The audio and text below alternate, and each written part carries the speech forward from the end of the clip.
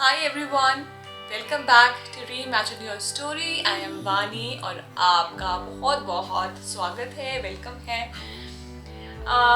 बहुत ही इम्पोर्टेंट आप टाइटल से समझ गए हैं कि किस बारे में बात करने वाले हैं। ऑब्वियसली आप ये चाहते हैं कि किस तरीके से जो आपके रिलेशनशिप्स हैं, जो आपकी कम्युनिकेशन है अपने पेरेंट्स के साथ या अपने पार्टनर के साथ, अपने सिबलिंग्स के साथ, बच्चों के साथ, ऑफिस में, जिस भी तरीके से आपका जो उनसे रिलेशनशिप है थ्रू कम्युनिकेशन वो सही हो सके। आज के डेट में अपनी बात को कम्युनिकेट कर पाना इतना बड़ा चैलेंज हो गया है। लोग उससे बात नहीं कर पाते और बात करते हैं तो लड़ाई हो जाती है, फाइट्स हो जाती हैं, कभी वो बात एक फाइनल कंक्लूजन तक नहीं आती और हमें समझ में नहीं आता कि इस सिचुएशन से अब आगे कैसे बढ़ूँ। Correct, okay. तो बस स्टार्ट करते हैं। मैं एग्जाम्पल लेके आपको समझाने की कोशिश करूंगी एंड अगर आप उसको अपनी इसी प्रॉब्लम में फिट कर सकते हैं या कोई भी और जो रिलेशनशिप चैलेंज आपको आ रहा है आप उसमें फिट कर सकते हैं। Okay, so let's begin. For example, आप किसी को बहुत लाइक करते हो and you want to maybe marry that person. ठीक है, आप you want to marry them, but the point is कि आप पेरेंट्स नहीं मान रहे क्योंकि उनको लगता है कि जो आप अपने लिए डिसाइड कर रहे हैं वो शायद गलत है या उनकी मर्जी का नहीं है या कोई भी और रीजन हो सकते हैं। जब उनसे बात करने जाते हैं तो ऑब्वियसली सबसे पहले तो no no no no start हो जाता है। आप लड़ाई करना शुरू कर देते हो, चिल्लाना और रोना सब स्टार्ट हो जाता है। मम्मी पापा का अपना अलग एक इमोशनल एंगल आ जाता है उसके अंदर एंड द डिस्कशन हो ही नहीं पाता और हम सब फाइट करके वापस अपनी जगह चले जाते हैं। तो सबसे पहले किसी भी प्रॉब्लम को, अगर किसी भी तरीके की सिचुएशन से आपको बाहर निकलना है ना, तो सबसे पहले एक पेज लेकर लिखना शुरू करो कि आपको क्या चाहिए वर्सेस उनको क्या चाहिए। मतलब उस डिसीजन से आपकी क्या एक्सपेक्टेशंस है, why do you want to go for it. And second में आपको ये जानना है कि उनकी क्या एक्सपेक्टेशन। फॉर एग्जाम्पल, अगर आप किसी से शादी कर रहे हैं तो उनकी एक्सपेक्टेशन आपके लिए ये हो सकती है कि this relationship should be stable, आपको एक फाइनेंशियली सिक्योरिटी मिले, जो सामने वाला इंसान है वो शायद सेम रिलीजन का, सेम कास्ट का हो, उसकी फैमिली लिबरल हो, यू नो मॉडर्न हो इन देयर थॉट्स, बहुत कंजर्वेटिव ना हो। अपने लिए एक्सपेक्टेशंस हो सकते हैं कि जो सामने से जो भी आप जिससे आप शादी कर रहे हो वो उनकी रिस्पेक्ट करे, उनको प्यार करे, कहीं ना कहीं उनकी भी एक सिक्योरिटी उसमें जुड़ी होती है because they also want somebody to like them, to love them, to respect them. तो जब आप किसी पार्टनर की बात करते हो उनके सामने, आप पहले आप देखो कि उन सारी चीज़ों पर, उन सारे पैरामीटर्स पर वो इंसान कहाँ फिट होता है। अभी हमें छोड़ देते हैं कि हम क्या चाहते हैं, लेट्स सी कि प्रॉब्लम क्या है। फॉर एग्जाम्पल, एक ही सिचुएशन है that you want to marry somebody and they are not agreeing. ठीक, तो अभी उनकी क्या रिक्वायरमेंट्स हैं आपके पार्टनर से, बिकॉज वो ऑब्वियसली शादी के लिए मना कर रहे हैं, इसका मतलब वो उनकी नज़रों में करेक्ट पार्टनर नहीं है आपके लिए। तो उनकी क्या एक्सपेक्टेशन है आपके लिए उस इंसान से, प्लस अपने लिए उस इंसान से, and then you sit and see कि उन पैरामीटर्स पर वो इंसान कितना हद तक सही है, सही ठहरता है। ओके, कभी कभी ऐसा भी होता है कि फॉर एग्जाम्पल हम ये चाहते हैं कि कोई गवर्नमेंट जॉब में हो। फॉर एग्जाम्पल, सब पेरेंट्स वांट की डॉटर से शादी वो गवर्नमेंट जॉब में हो, राइट। पर गवर्नमेंट जॉब होना एक अलग चीज़ है, पर अगर आप एक बिल्कुल ही अभी आप करियर के स्टार्टिंग स्टेज में हो और आप एक अच्छी कंपनी में भी नहीं हो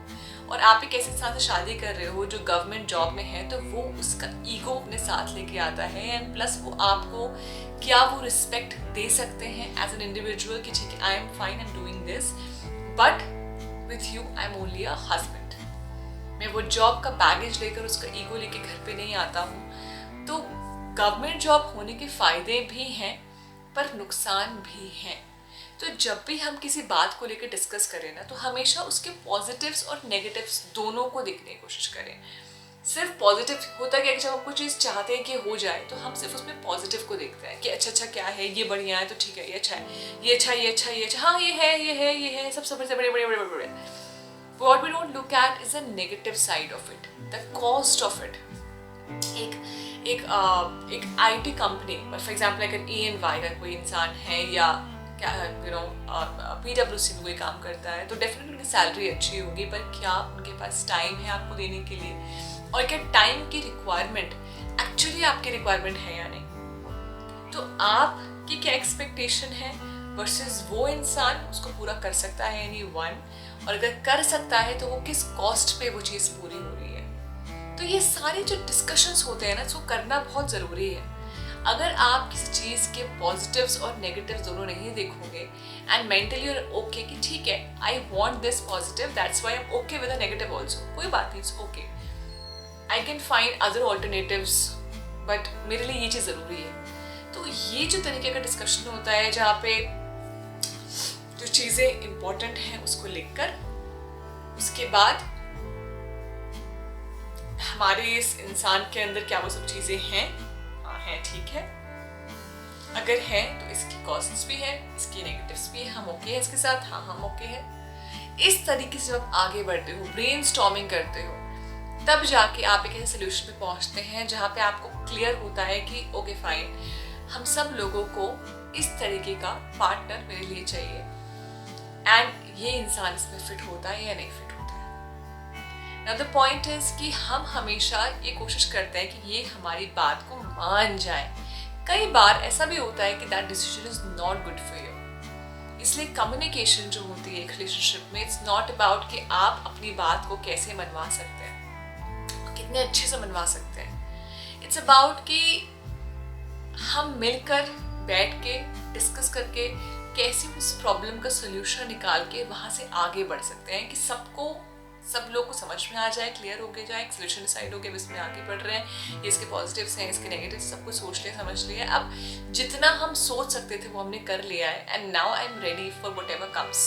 और अगर इसके बियॉन्ड कुछ होता है तो वो मेरी नॉलेज का पार्ट नहीं था एंड मैं ये मान लूंगी कि ठीक है, मेरे साथ ये होना था, शायद this was suppose to happen because कुछ तो डेस्टिनी भी होती है, तो दैट इज फाइन। इस तरीके से जब आगे बढ़ते हैं तो वहाँ पर communication challenges come होते हैं। और a few points which I have noted down and I want to like say down, कुछ rules जरूर होने चाहिए कम्युनिकेशन। कई बार क्या होता है कि बात करने से पहले जो सामने वाली की टोनैलिटी होती है ना, जिस तरीके से आप अप्रोच करते हो एक बात को, एक शांत एनवायरनमेंट में बोलना वो डिफरेंट है, चिल्ला के बोलना अलग है। तो सबको ये ध्यान, there should be basic rules की जब बात होगी तो आराम से होगी। Nobody will shout, nobody will use bad words, nobody will use this wrong expressions of anger and all. अगर ऐसा होता है तो I choose to walk away because बात ऐसी नहीं हो सकती। जितनी बार भी आप ये बात बोलते हैं कि ठीक है बात करी तो आराम से करेंगे, इसमें चिल्लाने वाली क्या बात है, बात करी तो प्यार से करेंगे, अभी मूड नहीं है तो बाद में बात करेंगे, पर बात ठीक से करेंगे ताकि बात हो जाए। हम यहाँ लड़ने के लिए नहीं बैठे, बात करने के लिए बैठे हैं। तो वो सुनने में ना कई बार सामने वाला इंटिमिडेट भी होता है, वो और गुस्सा कर लेता है, ठीक से तो बोल रहे हैं अभी और कैसे बोले, फाइन इट्स ओके। बट जितनी बार आप अपने इस पॉइंट को बोलते हो ना, सबके माइंड में रजिस्टर हो जाता है कि डिस्कशन जब भी करना है तो शांति से करना है। Okay, last but not the least, मैं हमेशा डाइसेक्टिंग वर्ड यूज करती हूँ अपने वीडियोस में। डाइसेक्टिंग अप्रोच विच मीन्स हर चीज को आप बिल्कुल डाइसेक्ट कर दो, उसको तोड़ तोड़ के उसके छोटे छोटे चीज में जाकर उसको देखो। ऊपर से सब कुछ अच्छा लगता है, दूर सब कुछ अच्छा लगता है, जब उसके पास जाके एक चीज देखते हो ना तो यू अंडरस्टैंड, अच्छा इसमें ये भी गलत है, इसमें ये ऐसा है। मैं तो सोच, मुझे उसको इतना डाइसेक्शन कर दो कि हर चीज बिल्कुल आपकी आंखों के सामने क्लियर हो जाए। जब आप इस तरीके से क्लैरिटी के साथ, माइन्यूटेस्ट ऑफ द डिटेल्स के साथ डिस्कशन में जाते हैं to understand and find a solution and go ahead from there, तो कम्युनिकेशन अच्छी होती है। और जब कम्युनिकेशन अच्छी होती है तो आपके रिलेशनशिप्स बहुत इम्प्रूव करते हैं। आज की डेट में अपने आसपास आप हमेशा देख लो, चाहे आपके हस्बैंड हैं, आपके बच्चे हैं, आपका पार्टनर है, बॉयफ्रेंड है, गर्लफ्रेंड है, पेरेंट्स हैं, ऑफिस में, सबसे ज़्यादा रिलेशनशिप तब खराब होते हैं जब आपकी कम्युनिकेशन चैलेंजेस हैं, आप लोग साथ में बात नहीं कर पा रहे हो। And it's important to solve communication challenges to be able to have a better relationship. So बस इसके साथ हम इस वीडियो को यहाँ पर एंड करेंगे। अगर अच्छी लगी है तो share it with your friends and family and subscribe to our channel. Comments में आप बता सकते हैं if you liked it, any queries that you have, and it was lovely meeting all of you. We'll meet again with a new video.